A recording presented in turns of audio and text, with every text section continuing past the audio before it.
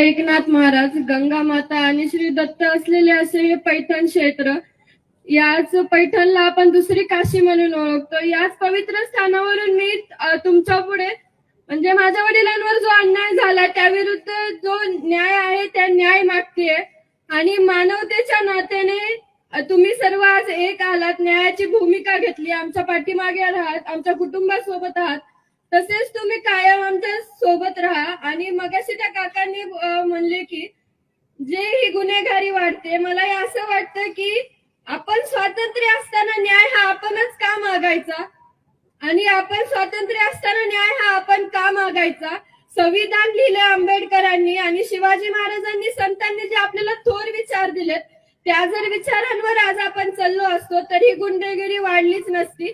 आज माझ्या वडिलांची हत्या झाली आहे, त्याच्या अगोदर अनेकांचे बळी गेलेत, तर ते अन्यायाविरुद्ध न्याय उठू शकले नाहीत, आवाज उठू शकले नाहीत त्यांना. तसेच माझ्या वडिलांना आणि आपल्या सर्वांना हा अन्याय दूर करून न्यायाकडे जायचंय. त्यासाठी मला तुमची तसेच सर्वांची गरज आहे.